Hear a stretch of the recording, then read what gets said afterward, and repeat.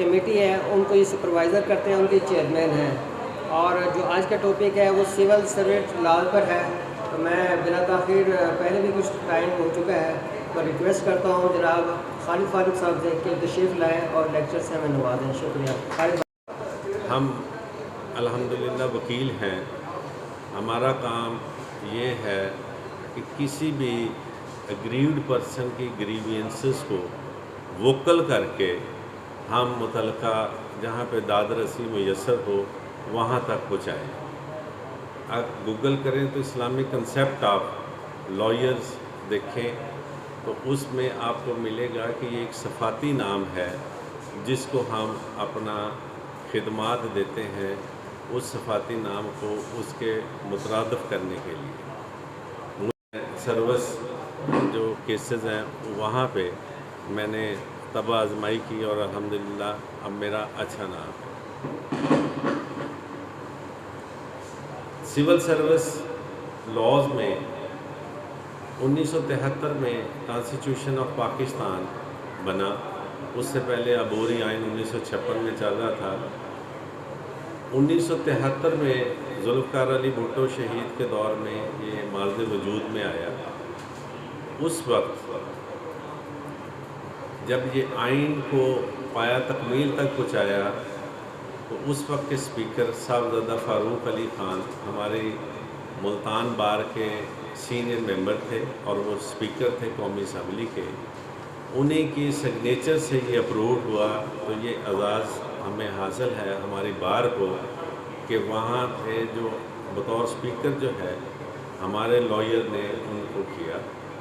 اور اس کے ساتھ ہی پھر یہ ضرورت محسوس ہوئی کہ یہ جو امپلائیز ہیں ان کے لیے کوئی ایک ضابطہ اخلاق ہونا چاہیے، ان کے کوئی طریقہ کار ہونا چاہیے، ان کی داد رسی کے لیے بھی کوئی فورم ہونا چاہیے.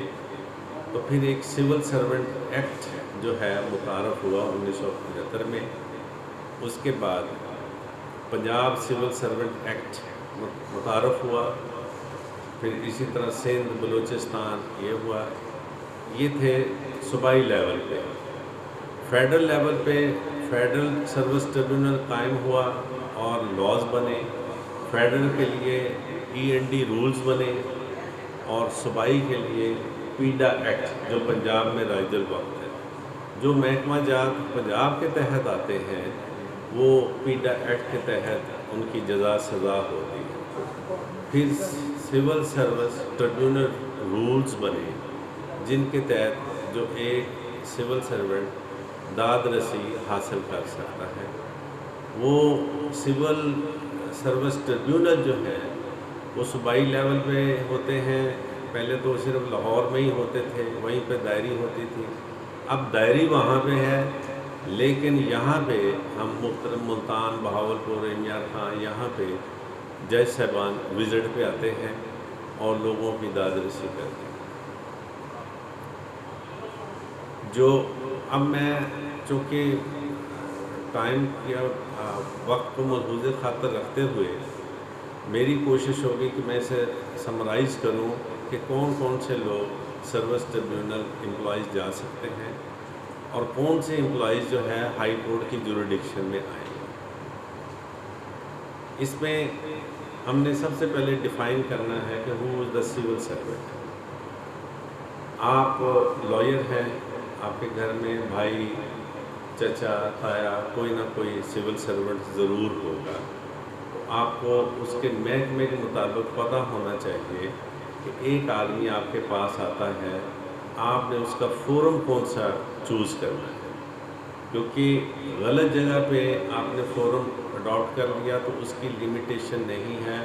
اب سپریم کورٹ کی سخت رولنگ آئی ہے کہ اگر رونگ فورم پہ کوئی جائے گا تو اس کی لمیٹیشن کور نہیں ہوگی اور پھر وہ داد رسی حاصل نہیں کر سکتا. آپ کے پاس کوئی بھی آدمی آتا آ کے کہتا ہے جی میرا یہ مسئلہ ہے، سب سے پہلے آپ نے یہ چیک کرنا ہے کہ آیا وہ سول سرونٹ ہے، نہیں ہے، ورکر ہے، ورک مین ہے، امپلائی ہے، پبلک سرونٹ ہے، یہ کون ہے.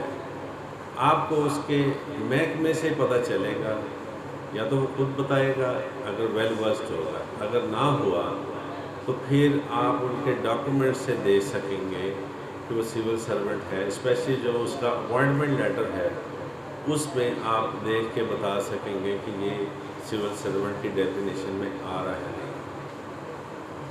کانٹریکٹ امپلائیز کی ٹائپس ہیں. کانٹریکٹ امپلائی ہے, ایڈ ہاک امپلائی ہے, ریگولر اپوائنٹمنٹس ہیں, ارریگولر اپوائنٹمنٹس ہیں, اللیگل اپوائنٹمنٹس کو ہم کہتے ہیں کہ یہ ہے. اس کو سارے کو میں تھوڑا تھوڑا ڈیفائن کروں گا. جو کانٹریکٹ امپلائی ہیں وہ سول سرونٹ نہیں ہے. بعض کا کانٹریکٹ امپلائی 60 سال کی عمر میں ریٹائر ہو جاتا ہے لیکن اسے ریگولائز نہیں کیا جاتا. اس کا contract time to time extend کرتے رہتے ہیں. جب ٹائم کی ایکسٹینشن ہوتی ہے وہ سال کے لیے بھی ہوتی ہے, 5 سال کے لیے بھی ہوتی ہے, 3 سال کے بھی ہوتی ہے. لیکن جب وہ پینشن لے گا ایٹ دا ٹائم آف سپرنویشن تب اس کو تمام مراد ملیں گی جو اس نے پریویس اس کی ڈیڈکشن ہوئی ہے یا وہ اپنے کچھ پس و پس کر کے جو محکمہ کاٹتا رہتا ہے وہ اس کو ملے گی. اس کا پریویس پیریڈ بھی اکاؤنٹ کیا جائے گا. اب یہاں پہ سوال آتا ہے کہ کون سے لوگ جو ہے وہ ریٹ پٹیشن کر سکتے ہیں اور کون سے امپلائیز یا سول سرونٹ جو ہے. کانٹریکٹ امپلائیز سروس ٹریبیونل میں نہیں جا سکتے. کانٹریکٹ امپلائی ریٹ فائل کر سکتا ہے یا سول کورٹ میں ریمیڈی لے سکتا ہے. کانٹریکٹ امپلائی کے لیے سول ٹریبیونل میں کوئی ریمیڈی اویلیبل نہیں ہے. ہاں, ریگولر امپلائی جو ہوگا وہ سول سرونٹ کہلائے گا. سول سرونٹ کی ڈیفینیشن میں دیکھیں, آپ وکیل ہیں, جو ہی آپ گورنمنٹ سروس جوائن کریں گے لائک ڈی پی جی, اے ڈی بی پی یا اے ڈی اے یا ڈی ڈی اے, کبھی ہمارے دور میں ہوتے تھے پبلک پراسیکیوٹر, تو وہ سول سرونٹ کی ڈیفینیشن میں آ جائے.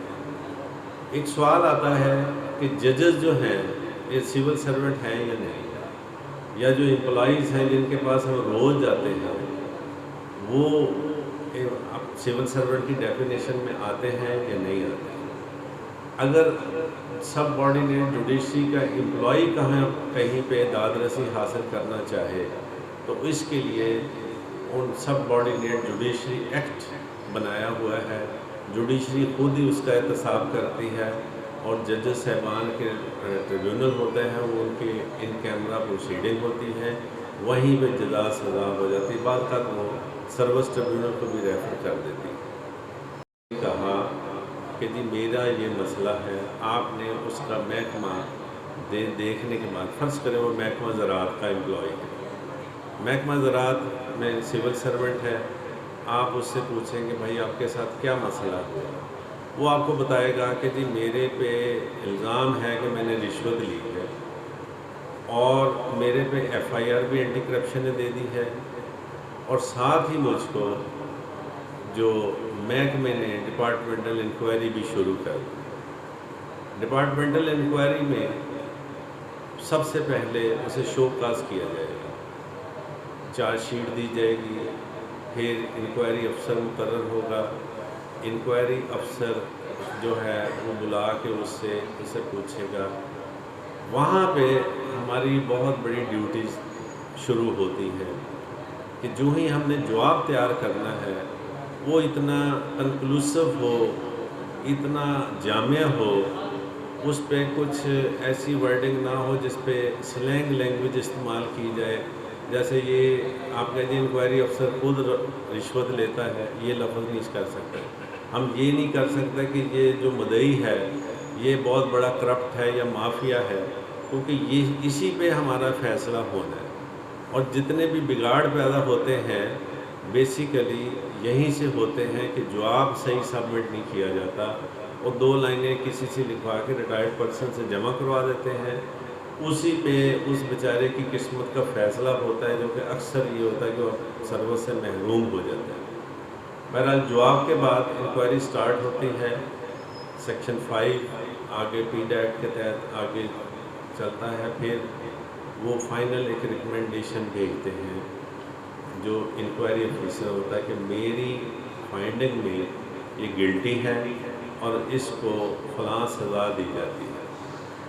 کمپیٹنٹ اتھارٹی اس کو دیکھتی ہے کہ گریوٹی آفینس کے مطابق اس کو سزا جو دی گئی ہے وہ ٹھیک ہے یا نہیں. بعض اوقات سزا جرم اس کا بہت بڑا ہوتا ہے لیکن وہ میل ملاپ کر کے سزا جو کم کر دی جاتی ہے.